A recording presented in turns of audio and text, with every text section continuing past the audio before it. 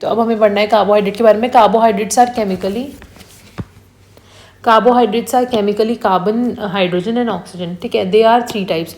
तो कार्बोहाइड्रेट्स भी 3 तरीके के होते हैं, मोनोसेकेराइड्स, डाइसेकेराइड्स एंड पॉलीसेकेराइड्स। तो कार्बोहाइड्रेट्स 3 तरीके कौन से होते हैं? Monosaccharides, disaccharides and polysaccharides. Sources क्या होते हैं इसके? स्टार्चेस, शुगर्स, सेल्यूलोज, ठीक है। तो ये इसके सोर्सेज हैं। डायरेक्ट हम सोर्सेज की बात कर रहे हैं, सीरियल्स, रूट्स, ट्यूबर्स।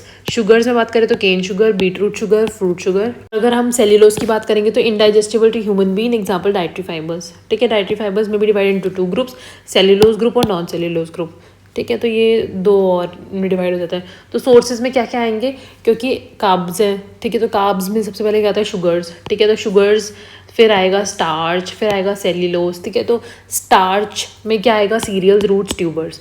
फिर शुगर्स में क्या आएगा? Sugar, cane sugar, tuber sugar, ठीक है। ऐसे beetroot sugar, fruit sugar. Cellulose में क्या आएगा? इनडाइजेस्टिबिलिटी ह्यूमन बीइंग तो 2 कैटेगरीज में है, सेल्यूलोज ग्रुप और नॉन सेल्यूलोज ग्रुप, ठीक है। नॉन सेल्यूलोज ग्रुप में कौन सा? Hemicellulose, pectin, inulin, insulin, plant gums and mucilages. Dietary fibres reduce the chances of, अगर हम डाइटरी फाइबर ले रहे हैं, ठीक है, तो वो रिड्यूस कर देता है हमारा चांसेस कि हमें डायबिटीज़ हो, कोरोनरी हार्ट डिजीज़ हो, कॉन्स्टिपेशन हो, IBS हो।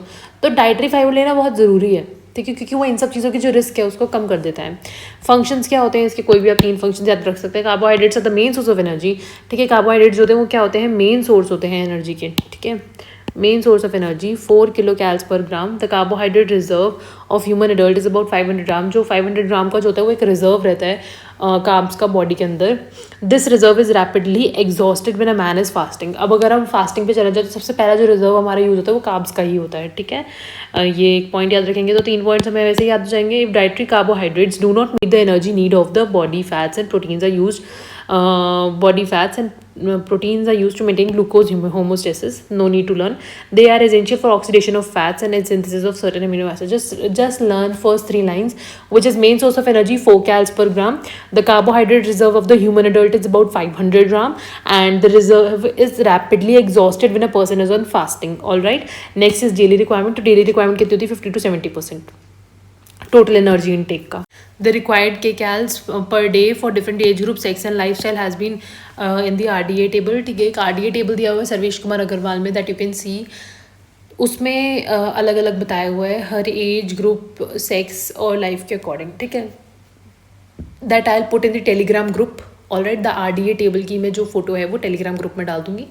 You can watch it in their. Alright, next is deficiency disorders. क्या हो सकते हैं इससे? तो अगर जो पर्सन है वो कार्ब्स प्रॉपर नहीं ले रहा है तो उससे क्या होगा? Protein energy malnutrition in children, growth retardation हो सकती है, वेट लॉस हो सकता है, ठीक है। और प्रोटीन एनर्जी मैलन्यूट्रिशन हो सकता है जिसके अंदर अगेन 2 जो डिजीजेज है, मैरास्मस और क्वाशियोरकर, वो आ सकते हैं, ठीक है।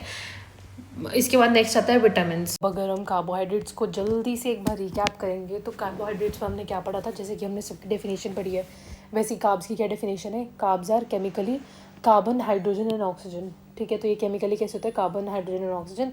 ये 3 तरीके के होते हैं। There are 3 types, monosaccharides, disaccharides and polysaccharides, ठीक है। तो ये तो याद रखना ही है। पहली बात क्या याद रखनी है? कार्बन, हाइड्रोजन एंड ऑक्सीजन से मिलकर होते हैं कार्बोहाइड्रेट्स, है ना।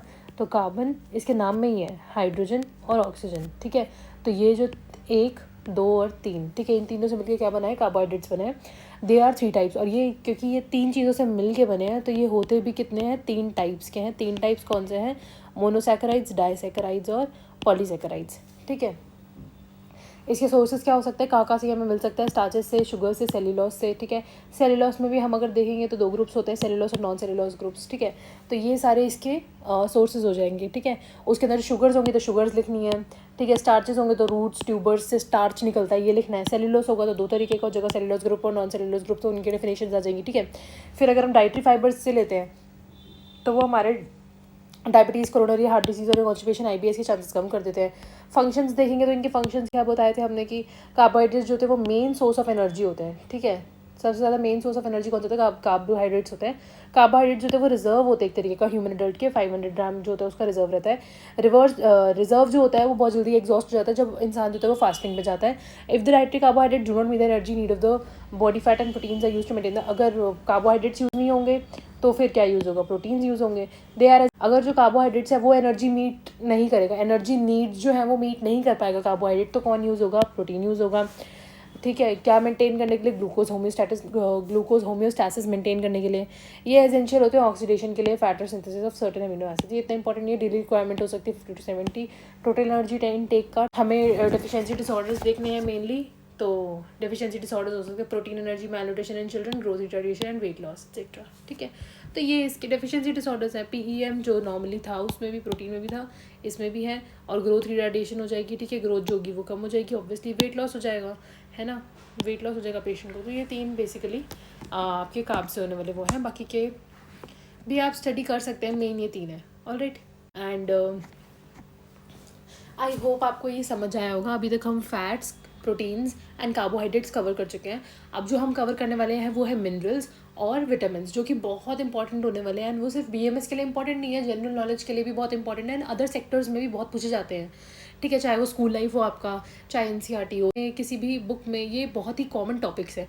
कार्बोहाइड्रेट, प्रोटीन्स, फैट्स, विटामिन और मिनरल्स के सोर्सेज और डेफिशिएंसी डिसऑर्डर्स। तो ये बहुत ही कॉमन जनरल नॉलेज वाली टर्म्स है जो कि आपको पता होनी ही चाहिए। ठीक है, so do like, share and subscribe. I hope आपको वीडियो बहुत पसंद आई होगी। Do share it with your friends. In videos में मैं एक बात आपको पहले बता दूँ कि मैंने बहुत थोड़ा थोड़ा बताया, दैट इज़ क्योंकि जो एग्ज़ाम है उसमें इससे बहुत ज़्यादा नहीं पूछा जाता है, बहुत कम कम ही पूछा जाता है। ठीक है, तो जितना आपसे एग्ज़ाम में पूछा जाएगा उसके लिए सफिशेंट है।